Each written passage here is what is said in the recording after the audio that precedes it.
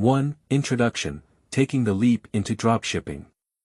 It started like most things do these days, a late-night YouTube rabbit hole. One video turned into 5, then 10, then an entire weekend of binge-watching strangers on the internet claim they had cracked the code to making money online. Shopify. Dropshipping. Passive income. I listened to them talk about quitting their jobs, making thousands while they slept, and building businesses with just a laptop and Wi-Fi. It sounded like something out of a get-rich-quick infomercial, but the deeper I dug, the more I realized, this was real. Or at least, it seemed real. Then came the doubts. Could I actually do this? I had no background in e-commerce. I wasn't a marketing genius. Hell, I barely knew how to run Facebook ads or design a website. And yet, the idea wouldn't leave me alone. Every time I scrolled past another success story, something inside me whispered, what if? But right behind that whisper was another voice, louder, sharper, full of doubt. What if you fail? What if you waste your time? What if this is just another overhyped trend? That's when I decided. 30 days. I would give myself 1 month to launch a Shopify store and try to make money. No excuses, no overthinking. Just action. I didn't expect to become a millionaire overnight, but I needed to know, was this real, or just another internet dream? With a mix of excitement and fear, I opened my laptop, signed up for Shopify, and stared at the empty dashboard. Day 1 had begun. 2, Day 1 to 5. Setting up my Shopify store. The moment I clicked Start Free Trial on Shopify, I felt a rush of adrenaline. It was real now. I was doing this. And then, panic set in. What the hell was I going to sell? I had watched 100 videos on choosing the perfect niche. Some gurus swore by high-ticket items, others pushed impulse by gadgets, and a few insisted I needed to find a problem-solving product. Armed with this wisdom, I did what every first-time dropshipper does, I scrolled endlessly through AliExpress. Hours passed. Then days. I went down a rabbit hole of trending products, bestsellers, and spy tools that claimed to reveal the next million-dollar item. Every time I thought I'd found the one, maybe a posture corrector, or a mini portable blender, I hesitated. Was this too saturated? Would people actually buy this? Analysis paralysis hit me hard. Finally, on day 3, I snapped out of it. I picked something I had seen go viral before, a sleek, LED flame humidifier. It looked cool, had strong video ad potential, and wasn't ridiculously competitive. Was it perfect? No idea. But I had wasted enough time. Next, finding a supplier. AliExpress had endless options, but the shipping times were horrifying. I checked CJ Dropshipping and a few private suppliers, comparing prices, reviews, and processing times. I had no clue what I was doing, but eventually, I picked one that seemed reliable and prayed I wouldn't get scammed. Now, the fun part, building my store. I picked a Shopify theme, spent way too much time adjusting colors and fonts, and obsessed over the logo like I was designing the next Nike. Would people even care? Probably not. But perfectionism took over. Then came product descriptions. I read competitor listings, tweaked the wording, and agonized over the price. Too high. No one will buy. Too low. No profit. I settled on something middle ground, but the doubt never left me. By day 5, the store was live.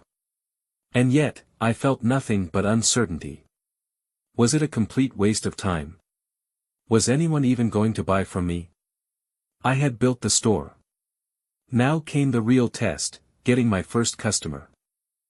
3, day 6 to 10, the first ads and 0 sales. I had never been so excited to spend money on something that might never come back. On day 6, I launched my first set of ads. Facebook and TikTok, because that's what all the gurus said was the best combo. I had watched endless tutorials on setting up the perfect campaign, targeting the right audience, and writing compelling ad copy. I followed every step, double-checked everything, and finally hit publish. Then, I did what every first-time dropshipper does. I stared at my Shopify dashboard. Refresh. 0 sales. Refresh again. 0 sales. Maybe the data was just delayed. I refreshed every 5 minutes, watching the tiny visitor count slowly tick up. People were clicking. They were actually visiting my store. My heart pounded. Any second now, the first sale would come in. But it didn't. By the end of day 6, I had spent $20 and had 0 orders. Okay, maybe it was just bad targeting. Day 7, I tweaked the interests, adjusted the age range, and changed my ad copy. Another $30 spent. Still nothing. Day 8, maybe my video ad wasn't good enough. I edited it to be punchier, tested different headlines, and added urgency. Another $50 gone. Still no sales. By day 9, doubt was eating me alive. I had burned through over $100 with 0 results. Every video I watched told me that dropshipping was all about testing, optimizing, and patience. But that advice didn't make me feel better when I saw my Shopify store sitting there, untouched, like an abandoned website in the middle of the internet. I started questioning everything. Was my product bad? Was my website ugly? Was I just throwing money into a black hole? By day 10, I was desperate. I dug through my ad data, looking for any sign of hope. One of my TikTok ads had a slightly better click-through rate than the others. Maybe that was something. I doubled down on it, increased the budget, and prayed that my first sale was coming. But at that moment, I couldn't shake the feeling that I was failing. For day 11 to 15, the first sale and the adrenaline rush. By day 11, I was running on pure desperation and caffeine. I had spent more money than I was comfortable admitting, and my store was still a ghost town. My ads were running, people were clicking, but no one was buying. The self-doubt was deafening. Then came day 12. I woke up groggy, grabbed my phone, and did my usual routine, open Shopify, refresh the dashboard. Expecting nothing. But this time, something was different. A bright green notification. Cha-ching. You made a sale. I froze. My brain couldn't process what I was seeing. I tapped on the notification, staring at the order details. Someone, an actual, real-life human, had given me money. I checked the name. Some guy from Ohio. I didn't know him. He didn't know me. But he had clicked my ad, added my product to his cart, and checked out. Just like that. I sprinted out of my room, yelling like a lunatic. My family looked at me like I had lost my mind. I just made money online. I shouted. They weren't as impressed as I had hoped. That's great, my mom said, barely looking up from her phone. My friends? Skeptical. Are you sure it's not a scam? One of them asked. I didn't care. I analyzed every detail of that sale like a detective solving a case. Why did they buy? The customer had spent 4 minutes on my site. That meant they didn't hesitate much. What worked? My TikTok ad had sent them. That meant TikTok was the winner. What product did they buy? My best-selling item so far, which wasn't saying much. Confidence surged through me. If I could get one sale, I could get more. I doubled my ad spend, convinced that this was the breakthrough moment. I kept refreshing my Shopify dashboard, waiting for the next sale. Days 13, 14, and 15 came and went. No more sales. That single order was still sitting there, all alone. The adrenaline rush had faded. Reality was back. I wasn't rich yet. I wasn't even breaking even. But for the first time in my life, I had proof that making money online was possible.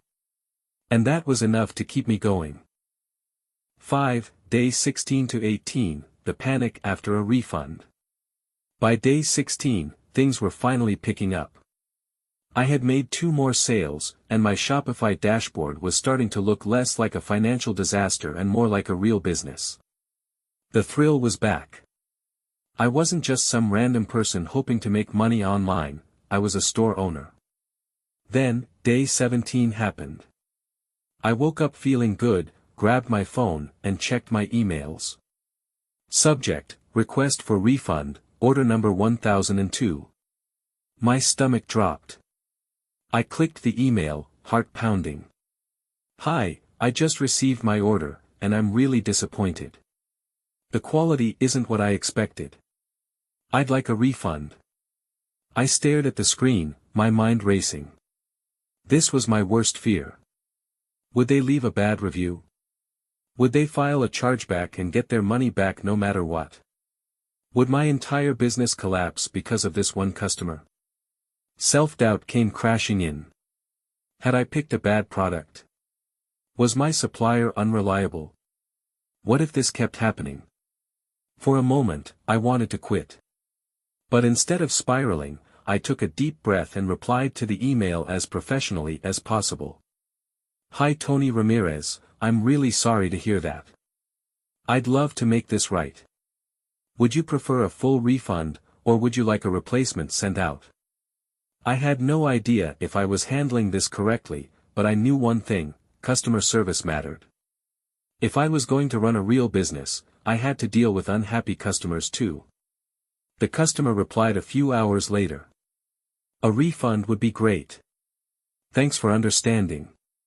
I processed the refund, watched the money disappear from my account, and took a deep breath. This wasn't a sign to quit. It was a lesson. I had made 3 sales now. I had also experienced my first refund.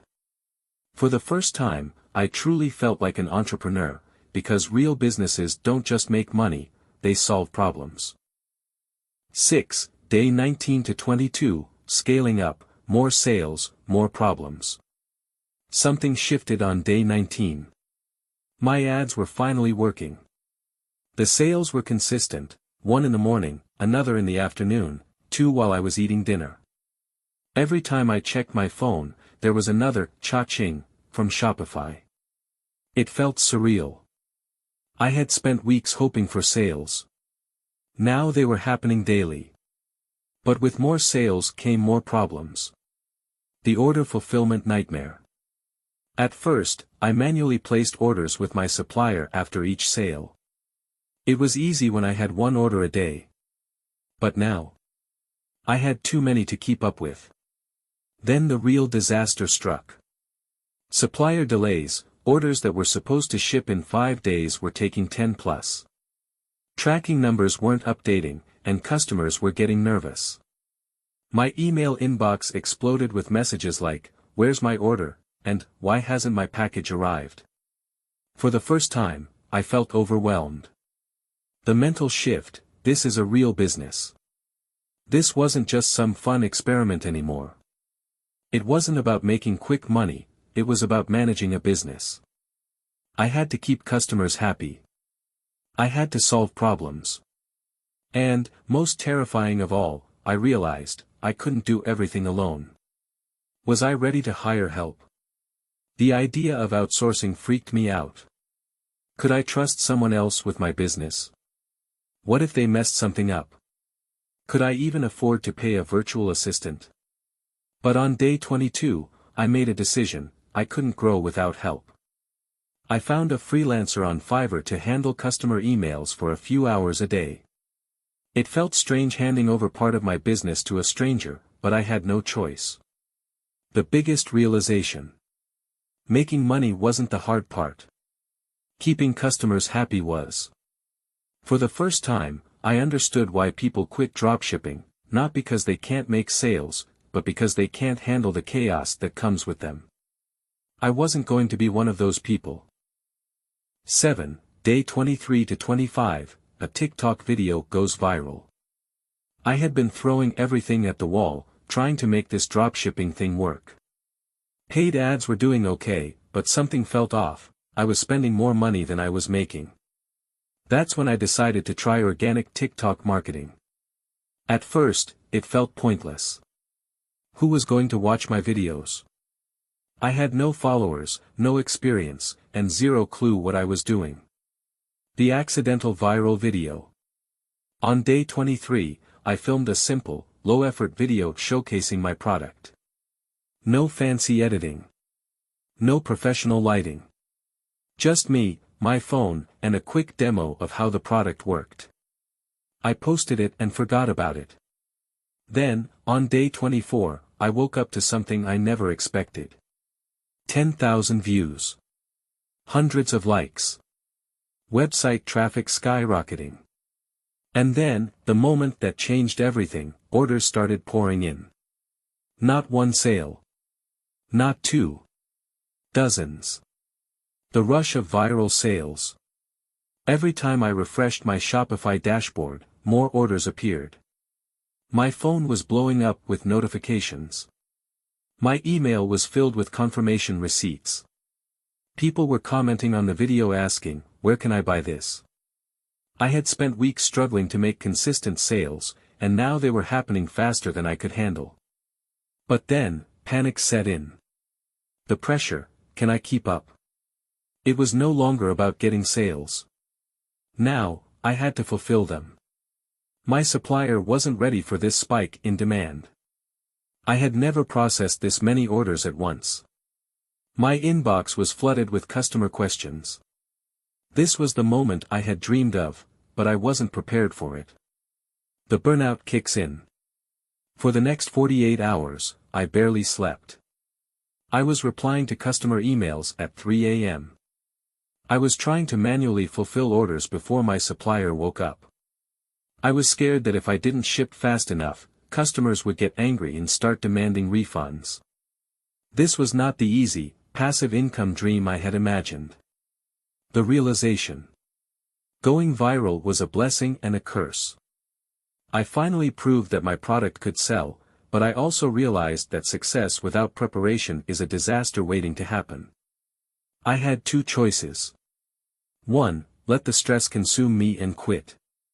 2. Find a way to systemize my business before it collapsed. I chose option 2. 8. Day 26 to 28, the unexpected setback. Just when I thought I was finally figuring things out, life threw me a curveball. I woke up, reached for my phone like usual, and checked my Facebook Ads Manager, only to see the dreaded message. Your account has been disabled for violating our policies. Panic mode activated. At first, I thought it was a mistake. I had followed all the rules, hadn't I? No misleading claims. No sketchy products. No copyright violations. But it didn't matter. My main traffic source was gone. No more ads. No more visitors. No more sales. The helpless feeling sank in. Everything I had worked for over the past month vanished overnight. Scrambling for a backup plan. I spent the next few hours desperately looking for solutions. Appeal the ban. I tried. Automated rejection. Start a new ad account. Risky, and I could get banned again. Switch to Google Ads. I had no idea how to run them. Find influencers. Maybe, but it would take time. The clock was ticking. I only had a few days left in my 30-day challenge. The emotional weight of losing everything. I won't lie, this was the moment I almost gave up. The frustration of working so hard, only to get shut down by an algorithm. The exhaustion of non-stop problem solving. The fear that maybe, this just wasn't meant to work out for me. For the first time, I seriously thought about quitting. Remembering why I started. But then, I thought back to day one. I didn't start this to get rich overnight. I started this to prove to myself that I could do it. And if I quit now, it wouldn't be Facebook beating me. It would be me beating myself. So I wiped my tears, took a deep breath, and told myself, this isn't the end. It's just another test. 9. Day 29 to 30, the breakthrough and final reflection. I had 2 days left in my 30-day challenge, and my main ad account was still banned. I could have called it quits. I could have blamed the system and walked away. But I didn't. Finding a backup strategy.